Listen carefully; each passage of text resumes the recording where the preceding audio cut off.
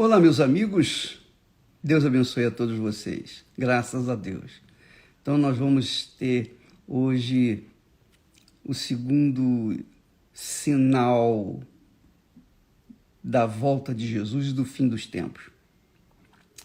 Não se esqueça que ontem nós falamos sobre o versículo 24, capítulo 24, versículo 5 de Mateus. Quando Jesus disse: acautelai-vos, que ninguém vos engane, porque muitos virão em meu nome, dizendo eu sou o Cristo, e enganarão a muitos. Você sabe por que o diabo encontra facilidade de enganar as pessoas? Primeiro porque as pessoas, e ele está falando aqui, Jesus está falando aqui, que enganarão a muitos, mas muitos que estão dentro das igrejas, muitos que dizem ser cristãos, e que às vezes nem estão nas igrejas, mas se dizem cristãos.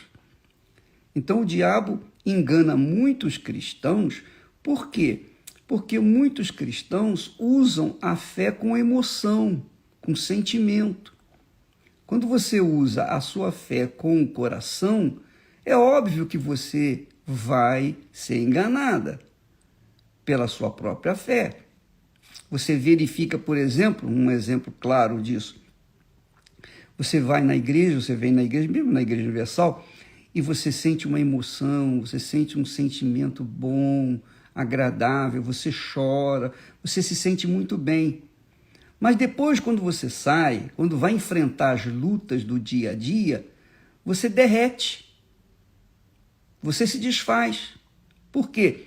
Porque a sua fé que você manifestou dentro da igreja não foi uma fé inteligente, mas foi uma fé emotiva. A fé inteligente, que é a fé sobrenatural, ela dá segurança para a gente, mesmo nas horas de dificuldades. E você verifica que quando Jesus estava no barquinho dormindo e veio um vendaval e sacudiu o barco, chovia, etc. E os discípulos ficaram apavorados. Por quê? Porque a fé que eles estavam esboçando em Jesus era uma fé natural, uma fé que tinha que ver para crer. Essa é a fé natural, é a fé emotiva. Eu tenho que ver para crer. É a fé emotiva. A fé sobrenatural é o contrário. Você crê para depois então ver. Não é legal isso? A fé é inteligente, minha amiga. A fé é o poder de Deus dentro de nós. A fé não é para trazer facilidade. A fé é para vencer as dificuldades, para vencer os problemas. Quando a fé é inteligente, quando a fé é sobrenatural, quando a fé vem de Deus. Daí a razão, a necessidade de as pessoas receberem o Espírito Santo, batismo com o Espírito Santo. Quando a pessoa é batizada com o Espírito Santo, quando é selada com o Espírito Santo pelo Senhor Jesus, então a fé dela não vai ser mais emotiva, mas vai ser uma fé consolidada, uma fé permanente, uma fé sólida, uma fé que vai enfrentar lutas, mas vai vencer. Então, quando Jesus fala que nos últimos tempos muitos virão dizendo eu sou o Cristo e enganarão a muitos, ele está falando aqui com respeito aos crentes, com respeito àqueles que creem em Jesus e que fundamentam a sua fé nas emoções, no coração. Então, por favor, minha amiga, tenha atenção com respeito à sua fé para que você não venha ser iludida com ela, porque a fé emotiva ilude aos montes. E como? Por exemplo, você pergunta ainda, ô bispo, como é que o diabo pode enganar a gente estando na igreja? Eu vou dizer para você, por exemplo, só a título de exemplo, o pastor é homem de Deus, está no altar, está trabalhando, o bispo, seja lá quem for, que é um oficial da igreja, está trabalhando. Mas, por alguma falta, ele caiu em tentação. Ele traiu a mulher dele. Bom, ele traiu a mulher, é óbvio que ele tem que ser afastado do altar até que ele realmente se converta ou se arrependa e mostre frutos de arrependimento para que ele possa retornar. Enquanto isso, por exemplo, na Igreja Universal, a gente pega o pastor que caiu em falta e se a gente vê que ele não caiu por falta de caráter, ele caiu por foi uma falta de atenção. Então a gente dá um trabalho para ele secular e fica observando as atitudes dele, se ele realmente está arrependido, etc, etc. Então ele vai passar pelo crivo da provação, porque se ele não for punido, ele vai tornar a fazer a mesma coisa. Então esse pastor, o que ele faz? Ele fala, não vou ficar me submetendo a outras coisas, não, eu vou sair fora. Então ele sai da igreja, pelo menos na Igreja Universal é assim, ele sai da igreja e ele funda uma nova igreja. Só que ele funda uma nova igreja cheio de mágoas, de rancores, ressentimentos. E ele vai pregar o evangelho cheio de mágoas, ressentimentos e rancores. Sabe o que vai acontecer? O que ele vai dar para as pessoas? Qual o espírito que ele vai passar para as pessoas? Nenhum. Ele vai passar para as pessoas carne. Ele vai passar para as pessoas letra, conhecimentos. Nada além disso. Então, o diabo ajuda. O diabo manda pessoas para lá, tira da igreja original e manda para lá e fica o sujeito sendo alimentado, sustentado. E então, aqueles membros que acompanharam aquele pastor, antigo pastor, o faltoso, e começam a receber o quê? Mensagens que têm só apenas e exclusivamente letra, não tem espírito. Então elas vão se tornando fracas, debilitadas, dia após dia vão caindo na fé, tal e qual o seu pastor. Então o diabo aí deita e rola. Aí vem com aquela conversa, minha graça te basta, a minha graça te basta. Se o justo cair, não ficará caído, mas o Senhor levantará. E vem com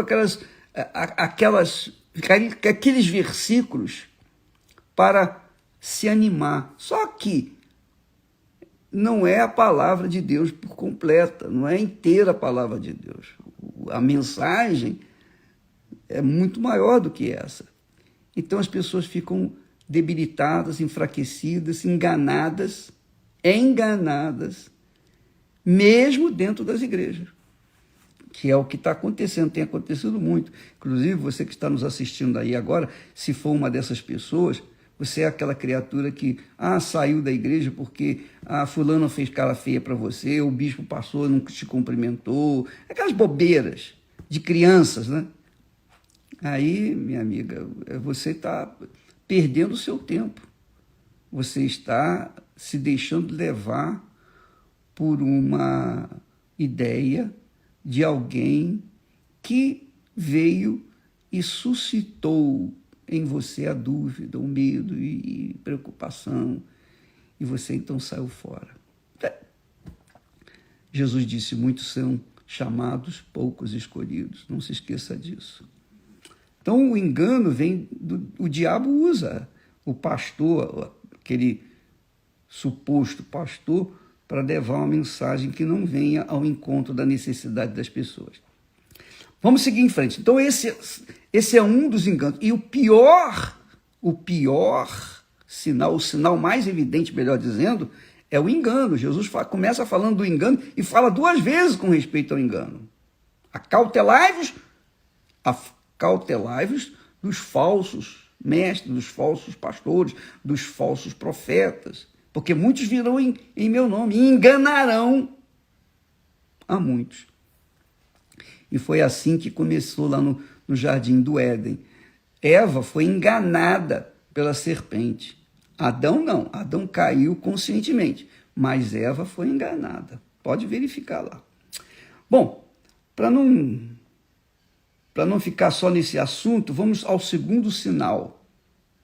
O segundo sinal da vinda de Jesus e o final dos tempos. Fala assim: e ouvireis de guerras e de rumores de guerras. Olhai, não vos assusteis, porque é mister que isso tudo aconteça. É necessário que tudo isso aconteça. Mas ainda não é o fim. Porquanto se levantará nação contra nação e reino contra reino, e haverá fomes e pestes e terremotos em vários lugares. Mas todas estas coisas são o princípio de dores. São os versículos 6 a 8 de Mateus 24. Então, Jesus fala no segundo sinal, ele fala guerras e rumores de guerras. Aí você vai dizer assim, bispo, mas isso a gente sempre ouviu. Sempre houve guerras na face da terra, etc. Mas agora as guerras não são como antigamente, que vinha com espada, com escudo. Não, agora as guerras são feitas com armas de fogo, as guerras são feitas com doenças, com pestes. É isso aí. As armas hoje são pestes, doenças, enfermidades. Eles fazem nos laboratórios, eles produzem nos laboratórios doenças para, na surdina, infectar o povo. E o que nós vemos hoje é justamente isso. A China, você sabe que a Covid-19 não é uma doença como a AIDS, como uma outra doença, uma gripe, não. A doença chamada Covid-19 foi fabricada no laboratório, lá na China. Por que eles fabricaram essa doença? Qual o fundamento de fabricar uma doença? Porque um laboratório se fabrica remédios para combater as doenças que estão aí, as epidemias. Mas esse caso aí, a Covid é uma doença fabricada, forjada, manuseada com a mão humana. E olha só a desgraça que está fazendo no mundo inteiro. As sociedades, os países estão aí em polvorosa. Todo mundo quer vacinar o povo rapidamente, estão fazendo uma vacina contra a Covid. Você sabe que os cientistas estão dizendo aí, os cientistas dizem assim, olha, para se fazer uma vacina para combater a gripe, no mínimo leva 10 anos. As vacinas que eles estão fazendo aí contra a Covid foram feitas há pouco tempo, a toque de caixa, para amenizar o problema, mas a gente não sabe o que vai acontecer com essas vacinas.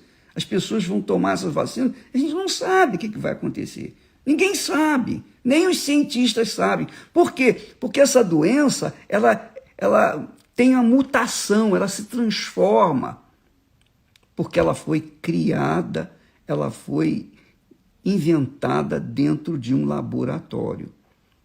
Então, eu sei que no final dos tempos haverá uma guerra bacteriológica. Os países desenvolvidos fazem em seus respectivos laboratórios doenças para levar essa maldição para outros países e acabar com a economia daqueles países. Por exemplo, você está vendo que as economias do mundo inteiro, da Europa, nos Estados Unidos, das Américas e da própria China também, do próprio Japão, as economias estão ruindo por causa dessa pandemia de Covid. por causa da fabricação em laboratório. Então Jesus diz guerras e rumores de guerras, porque a guerra já está vendo. Você não está vendo aí a guerra dos políticos? Você não está vendo aí a guerra para obter a vacina a qualquer custo? Qualquer preço? Todo mundo quer sair na frente. Nação contra nação e reino contra reino. Ora, fomes, pestes e terremotos. Você sabe, eu não estou bem inteirado desse projeto que eles chamam Agenda 2030. Eu tenho nojo, só em ler a matéria, assim, as manchetes, já me dá nojo. Eu fico com nojo. Mas eu sei uma coisa, que eles têm 17 itens nesse projeto, nesse plano, entre quase 200 nações, que eles estão querendo acabar com a fome, olha só, acabar com a miséria. Tudo isso é conversa fiada para boi dormir. Como é que vai acabar com a fome? Como é que vai acabar com uma comunidade controlada pelas milícias, pelos traficantes? Como é que vai acabar? Como? Como é que eles vão acabar com a miséria? Duvido! Eu desafio qualquer nação a acabar com a miséria. Porque nem nos Estados Unidos, que é um país do primeiro mundo, acabou com a miséria. Lá tem mendigos na rua, e cada vez mais. Então nós temos uma situação, um planejamento, uma agenda das Nações Unidas, essa é a agenda das Nações Unidas, chamada 2030. Uma agenda que quer acabar com a miséria, quer acabar com a fome, quer acabar com a pobreza, que quer acabar com essa necessidade de água, e quer acabar com tudo que traz desgosto, dor, tristeza e morte. Mas é impossível. Jesus falou aqui, haverá guerras, rumores de guerras, nação contra nação, reino contra reino, fomes. Como é que eles vão querer acabar com a fome se está escrito aqui, profetizado pelo próprio Senhor Jesus? Fomes, pestes e terremotos.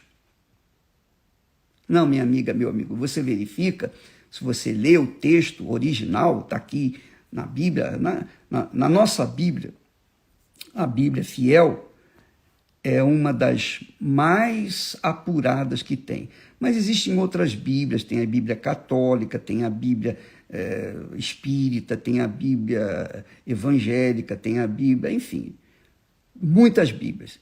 Então você tem que tomar cuidado, porque as Bíblias estão sendo corroídas, corrompidas. Eles estão fazendo agora uma Bíblia, a Igreja Católica, lá nos Estados Unidos, eles estão planejando uma Bíblia que não vai ter mais ele ou ela, vai falar apenas referindo-se a uma pessoa, para não distinguir homem de mulher, de homossexual, de lésbica, etc, etc.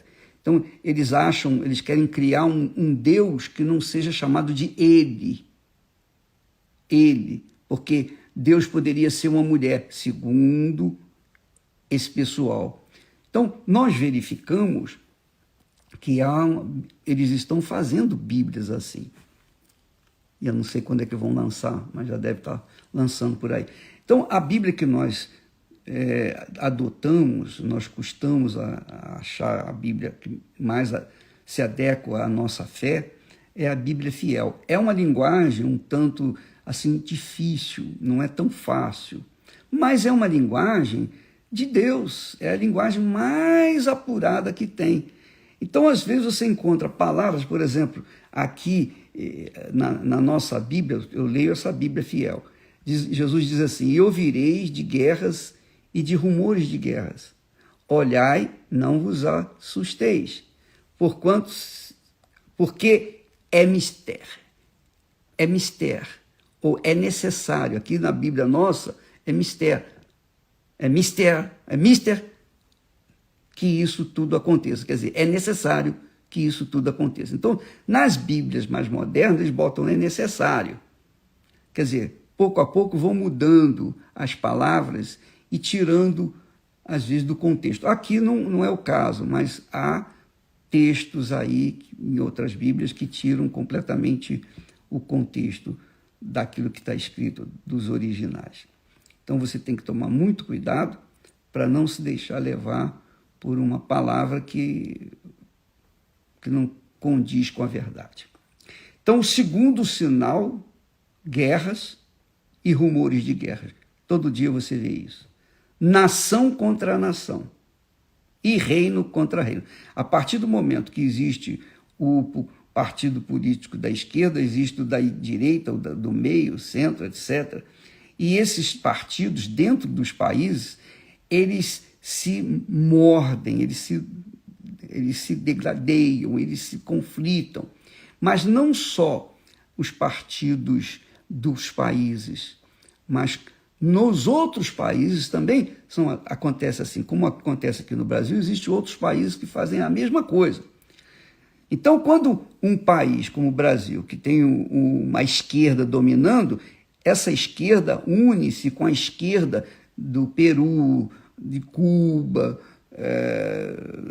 de outros países, de Venezuela e tal, e aí eles ficam unidos, as esquerdas se unem, assim como também as direitas se unem. E aí você vê nação contra nação, guerra contra nação contra nação, reino contra reino, partido contra partidos. Quer dizer, a guerra se torna maior interna nos países, do que propriamente entre país e outro país. Então Jesus diz que vai acontecer isso aí, e nós temos visto isso, já acontecendo. Porquanto se levantará nação contra nação e reino contra reino, e haverá fomes. Você sabia que atualmente no mundo mais de que 10% das pessoas passam fome? Mais de que 10% morrem de fome até. Muitos morrem de fome, mais de que 10%. Fomes, pestes, terremotos em vários lugares. Mas Jesus avisa também, todas estas coisas são o princípio das dores. Apenas isso. Princípio das dores. Segundo sinal. Amanhã nós falaremos sobre o terceiro sinal. Tá bom? Não vamos entrar imediatamente nessa hora que nós estamos cedo, mas depois da reunião das 7, porque nós estaremos às 7 horas aqui no templo, na reunião das primícias, e depois, quando eu voltar, nós falaremos sobre o terceiro sinal amanhã. Tá bom? Deus abençoe e que coloque a sua cabeça para funcionar.